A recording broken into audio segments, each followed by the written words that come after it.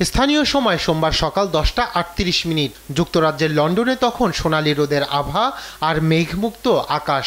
এমন সময় দেশটির হিথরো বিমানবন্দর থেকে সিঙ্গাপুরের উদ্দেশ্যে যাত্রা করে সিঙ্গাপুর এয়ারলাইন্সের বোয়িং 777-300 মডেলের একটি বিমান।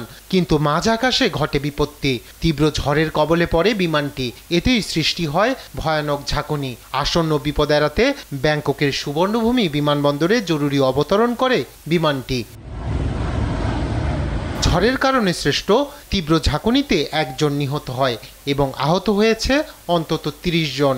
বিমানটিতে 211 যাত্রী এবং 18 জন ক্রু ছিল বলে জানিয়েছে এয়ারলাইন্স কর্তৃপক্ষ। তবে নিহত যাত্রী কোন দেশের নাগরিক সেই বিষয়ে বিস্তারিত তথ্য জানায়নি সিঙ্গাপুর এয়ারলাইন্স। এমনকি তিনি সাধারণ যাত্রী নাকি ক্রু সদস্য সে বিষয়েও কোনো তথ্য দেয়নি কর্তৃপক্ষ।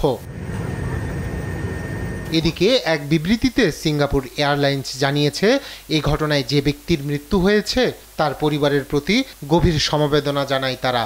এছাড়া আহত যাত্রীদের চিকিৎসার জন্য থাইল্যান্ড কর্তৃপক্ষের সঙ্গে কাজ করছেন বিমান সংস্থাটি। পাশাপাশি অতিরিক্ত সহায়তার জন্য ব্যাংককে একটি দল পাঠিয়েছে তারা। বিমানটিতে কি ঘটেছিল সে সম্পর্কে সিঙ্গাপুরের সংবাদ মাধ্যম বলছে, বিমানটি 4 মিনিটের মধ্যে 6000 ফুট নিচে নেমে যায়, যা প্রায় 1.8 কিলোমিটার দূরত্বের সমান। নেমে যাওয়ার এই অস্বাভাবিক হারের ফলে তীব্র ঝাঁকুনির সৃষ্টি হয়।